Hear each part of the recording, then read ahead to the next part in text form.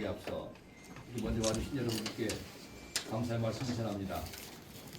원래 옛날 시골 앞에 정자는 사람들의 눈길이 큰 나무로 키우듯이 앞으로 무럭무럭 자라나는 우리 박주원 변호사님의 앞날을 여기 계신 여러분들의 사랑스러운 눈길로 앞날에 큰 발전이 있기를 기대하면서 여러분 박수로 우리 기자회견 공문을 듣도록 하겠습니다.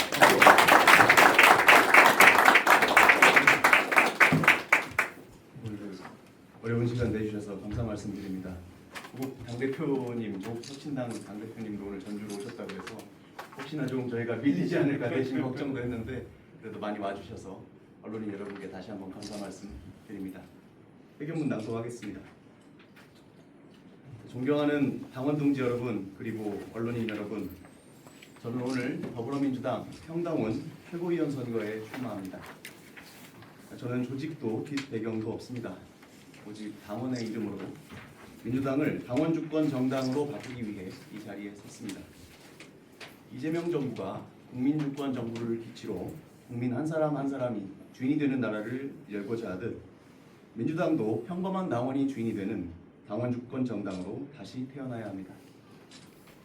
저는 서울대학교 법과대학을 졸업했지만 변호사 개업지는 서울이 아닌 전주였습니다. 변화는 위에서가 아니라 지역과 시민의 현장인 아래로부터 시작된다고 믿었기 때문에 수도권 집중이 만든 불균형 속에서도 고향에서 답을 찾고자 했습니다. 14년여간 변호사로서 지자체와 시민사회를 지켰고 지역 시사방송을 100회 이상 진행하면서 그 과정에서 민심과 당심, 당 지도부 결정 사이의 괴리를 보았습니다. 2022년 전국 228개 체육회 중에 최연소로 전주시 체육회장에 당선됐을 때 그 힘은 유권자 한 사람 한 사람을 직접 만나서 전송한 변화에 대한 갈망이었습니다. 저는 그 갈망을 민주당의 혁신으로 이어나가고자 합니다. 민주당은 전국에서 가장 강한 정당입니다. 그러나 당원은 닫힌 회의실과 공원 정각 속에 열정이 갇혔고 시민들은 어차피 내부에서 다 정해진다는 체념 속에 정치적 효능감을 잃게 되었습니다. 저의 이러한 경험은 곧 민주당의 과제입니다. 저는 권위의 정치가 아니라 생활 속 민주주의를 배우며 성장해 왔습니다. 이제 그 경험을 민주당으로 확장하겠습니다. 당의 길은 밀실이 아니라 현장에 있고 지도부가 아니라 당원 속에 있습니다. 또한 제 출마는 세대 교체의 신호탄입니다. 새로운 피가 흐를 때 민주당이 다시 뛸 수 있습니다. 민주당의 엔진은 국회가 아니라 골목마다 살아있는 당원의 삶이어야 합니다. 지도부는 교체되지만 당원은 사라지지 않습니다. 당의 미래는 젊은 당원들의 손에 달려 있습니다. 저는 이러한 목표를 향해 세 가지 혁신을 약속드립니다. 첫째로, 제가 참여하는 모든 최고위원회의는 온라인 생중계를 원칙으로 하겠습니다. 밀실이 아니라 당원이 지켜보는 광장에서 결정하겠습니다. 민주당 앱에서는 당원이 직접 정책을 제안하고 투표할 수 있는 모바일 민주당이 시작될 것입니다. 당론 형성위원회를 설치해서 국민과 당원, 전문가와 이해관계자가 함께하는 공론장을 운영하고 온라인 수기투표와 공론조사를 도입하겠습니다. 민주당은 닫힌 문을 열어야 합니다. 지도부가 길을 내는 것이 아니라 당원이 길이 되는 정당을 만들겠습니다. 둘째로, 내년도 지방선거 공천혁명을 이루겠습니다. 민심과 당심이 함께 반영되는 새로운 공천 방식을 시도하겠습니다. 시민공천 대심원단을 도입해 공정성과 대표성을 확보하고 결선 투표제, 선거 투표제와 정책 오디션 등을 통해 능력과 비전을 갖춘 후보가 선택받도록 일부 민주당 강세 지역에서 실험을 시도하겠습니다. 공천 평가는 현장 활동 성과, 정책 역량, 윤리, 세 축으로 단순화해서 당원과 시민 모두 납득할 수 있는 결과를 만들겠습니다. 내년도 지방선거부터는 당 후보의 절반 가까이를 청년과 여성, 장애인 등 소수계층에게 보장하도록 함으로써 세대 교체와 다양성을 제도로서 보여드리겠습니다. 셋째로, 민주당을 정치계의 스타트업처럼 운영하겠습니다. 분기마다 정책 해커톤 프로젝트를 열어서 당원들이 직접 정책을 기획하고 실험하도록 하겠습니다. 재정과 의사결정, 공천 평가 등 내부 데이터를 대시보드로 공개해서 투명 정당 1호가 되겠습니다. 언제나 열려있고 누구나 참여할 수 있는 정치 플랫폼이 민주당이 되어야 합니다. 저는 특정 계파의 후보도 아니고 화려한 정치 경력도 없습니다. 그러나 지난 정권의 포갑 속에 불안함을 느껴서 여기 계신 동지 여러분과 함께 더민주 전국혁신회의 공동대표로서 투쟁에 동참했고 민주당의 법률위원회 부위원장 직권, 위원장이 아니고 법률위 부위원장입니다. 대선 캠프 법률지원단 팀장직을 맡아서 정권 교체에 이바지할 수 있었음을 자랑스럽게 여기고 있습니다. 이제 저는 민심과 당심 그리고 지도부를 잇는 다리가 되겠습니다. 비록 1년도 채 되지 않는 임기지만 최고위원으로 일할 기회가 주어진다면 본업을 내려놓고 상근체제로 전환해서 앞서 말씀드린 혁신 목표를 향해서 매진하겠습니다. 존경하는 당원 동지 여러분, 오늘 2025년 8월 28일은 민주당의 당원 주권 시대가 지금 여기서 시작되는 순간입니다. 감사합니다.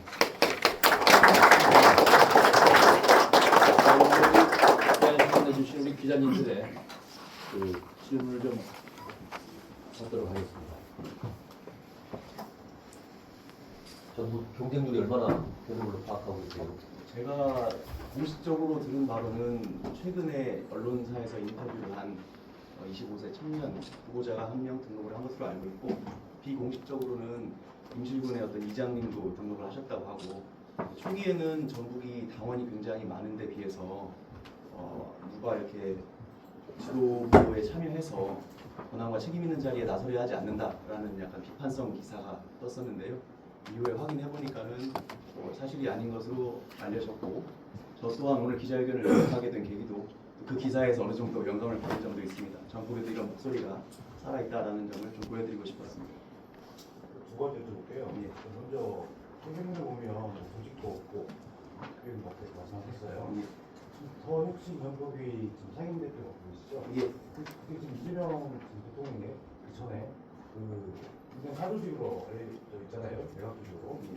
조직이 없다는 건 일단 맞지 않고, 두 번째로 지금 전주시 체육회장하고 계시죠? 지금 견학 때 가장 큰 해당이 뭐죠? 공무원 통합 문제 말씀이신가요? 올림픽 있잖아. 올림픽. 그럼 전주 체육회장이 올림픽을 위한 기자회견이 먼저 해야지. 평당한 최고위원 출마하는 이 기자회견이 언제 해봤습니까? 지금 최고위원 되기 위해서 활동보다는 지금 올림픽 유치를 위한 활동을 먼저 하는 게 전주 체육회장으로서 맞는 거 아니에요? 두 가지. 두 가지 답변드리겠습니다.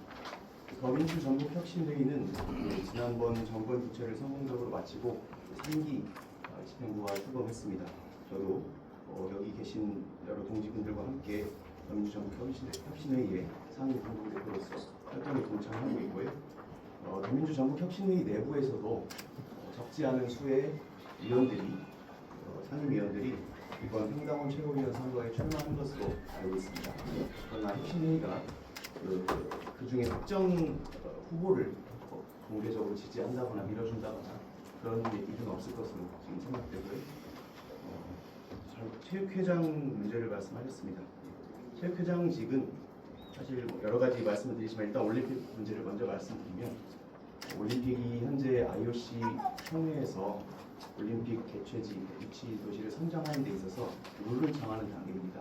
그래서 현재 기획재정부나 문체부에서 승인이 나지 않은 상황에서 저희 전주시나 전주시 체육회가 드러내놓고 나서서 유치 활동을 적극적으로 전개하기는 어려운 상황이고요. 다만 최근에 전주시 시민유치위원회나 도차원의 유치위원회가 출범해서 그 안에서 저희가 허용되는 범위 안에서는 시체육회가 최대한 유치를 위해 노력하고자 합니다. 그리고 사실은 체육회장직을 맡았던 경력이 사실 이번 결심하는데 경력이라기보다는 경험이 크게 작용을 했습니다. 왜냐하면 그 당시에 젊은 사람이 공고한 기득권이 자리 잡고 있다고 여겨지는 체육계에 들어가서 과연 사람들의 마음을 얻고 변화를 이끌 수 있겠는가라는 의구심들이 많았고, 주변에 제가 출마할 당시에도 만류들이 굉장히 많았습니다. 하지만 실제로 그 종목단체 60여 개가 넘는 종목단체의 유권자분들을 직접 만나서 하나하나 말씀을 경청하다 보니까 겉으로 드러나지 않은 변화에 대한 요구가 굉장히 곳곳에 숨겨져 있다는 것을 알게 됐고, 민주당 역시 이러한 점을 교훈으로 삼고 혁신의 원동력으로 삼아야 된다고 생각합니다. 겉으로는 아무리 안정적으로 보일지라도, 공고한 기득권으로 보일지라도 실제로 숨겨져 있는 민심과 당심을 얻지 못하면 쉽게 그 기반이 무너질 수 있는 취약한 점이라는 점을 횡당원의 시선에서 지도부의 결정에 반영시키고자 이번 출마를 결정하게 됐습니다. 감사합니다. 아직 전주시장 출마설이 굉장히 좀 많이 있었는데요. 이게 어떻게 보면 될까요? 이게 일단 제가 최고위원 선거에 나선 이상 제가 최고위원에 당선이 된다면 2026년도 지방선거에 관한 전략이라든지 이런 부분을 설계하고 제도화하는 일을 맡을 것이기 때문에 제가 후보로 나서는 것은 적절치 않은 일이라고 생각이 됩니다. 저희가 과거 한덕수 국무총리가 권한대행을 하면서 대선 출마한다고 했을 때 심판이 선수로 뛰려 한다라고 비판을 많이 받았지 않습니까? 만약에 제가 최고위원에 당선되는 영광이 주어진다고 하면 저 개인의 어떠한 출마라는 것은 임기 내년 8월 전당대회까지 임기를 마치기 전까지는 전혀 고려 대상은 아니라고 합니다. 당선이 안 되면 나갈 수 있다. 그게 오늘 전체가 그렇게 깔리네요. 아 그렇습니까? 일단 한번 고민해 보겠습니다. 평당원 최고위원은 전국적으로 지금 몇 명을 뽑는 겁니까? 평당원 최고위원은 전체 중에 한 명이고요. 지명직 최고위원 한 명 중에서 이제 원래는 당 대표가 지명을 해야 되나 그것을 온라인 당원 투표 형식으로 서류 심사와 면접 심사, 전 대심원 형태로 해서 당원 투표 형식으로 해서 1위를 한 사람을 뽑겠다라는 것이 당 대표의 공약이었습니다. 그 공약을 이행 중에 있는 과정이고요. 전국에 있는 115만 명의 당원 중에서 한 명을 뽑는 자리이고 현재 서류 심사 접수는 100명대 초반 정도가 접수했다고 알려져 있습니다. 그 전북이라는 이름을 어쨌든 걸고 나가시는 건데요. 혹시 선거 전략 차원에서 표 분석을 좀 하셨는지 궁금한데요. 좀 쉽게 생각하고 나가는 건 아니신지 그런 생각이 좀 들어서 전북표만 믿고 나가시는 건지 그렇지 않으면 전국적으로 이런 그 권리당원에 대한 분표가 어떻게 돼 있다고 이런 것들을 좀 분석을 하셨는지 궁금한데요. 사실 이제 일부 광주 전남 후보들의 경우에 이제 호남의 몫을 찾아야 한다라는 것을 명분으로 삼고 있는데 물론 저는 현실적인 학교 과정에서는 전국의 민심이 작용을 할 것은 이제 현실적으로는 받아들이지만 제가 비전과 포부를 밝히는 이 자리에서 저는 전북표를 믿고 나갑니다. 그러니 전북 당원이 많으니 우리가 그 지분에 상응하는 자리를 확보해야 합니다. 이렇게 밝히고 싶은 생각은 없습니다. 어차피 전국구의 최고위원 후보로 나가는 만큼 후보자의 역량과 자질이 할 만한 사람이다. 그런데 알고 보니까 전북 사람이었네 라고 인식이 되는 것이 바람직한 모습이지 전북 사람이니까 전북에 당원이 많으니까 되어야 한다라고 저희가 먼저 이렇게 기치를 들고 나서는 것은 적절치 않다고 판단하고요.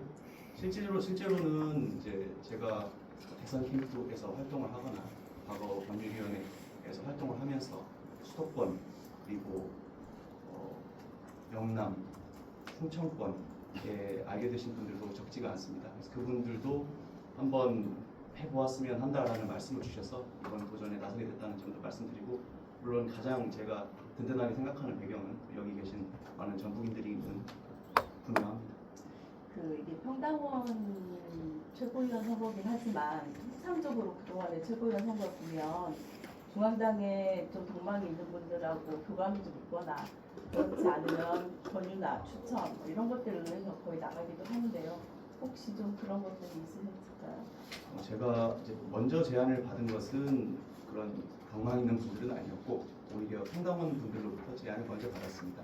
그리고 나서 말씀하신 소위 경망 있는 분들, 중앙에 계신 분들께 몇 분께 의견을 여쭈었고 그분들도 충분히 도전해 봄직하다, 의미 있는 일이다라고 답변을 주셔서 마음을 좀 더 굳히게 됐습니다.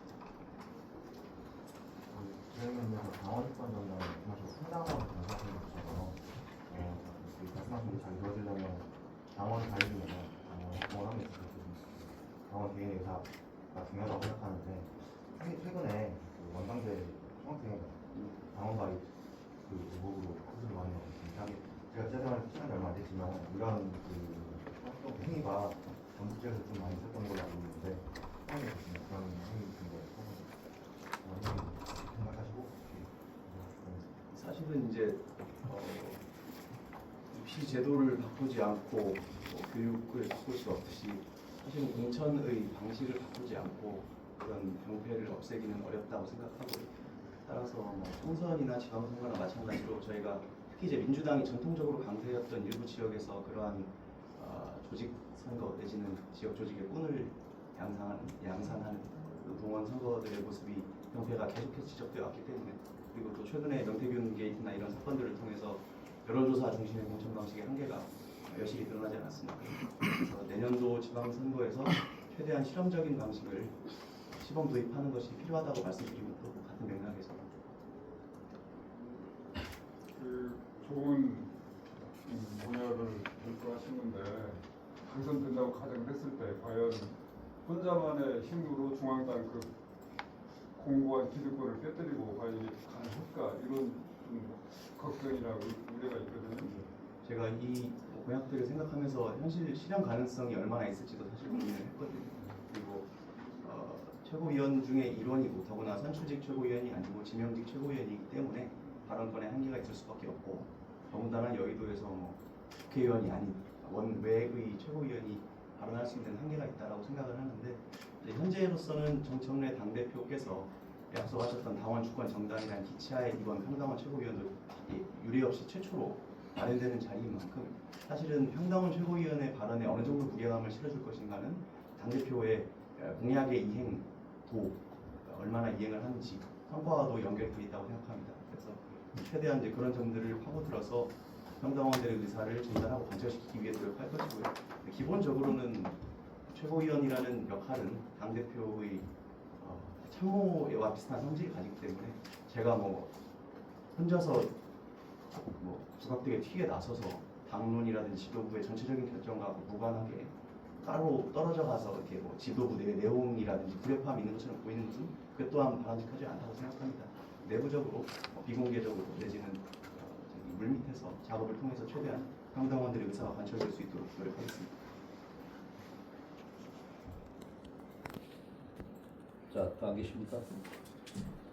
아니요.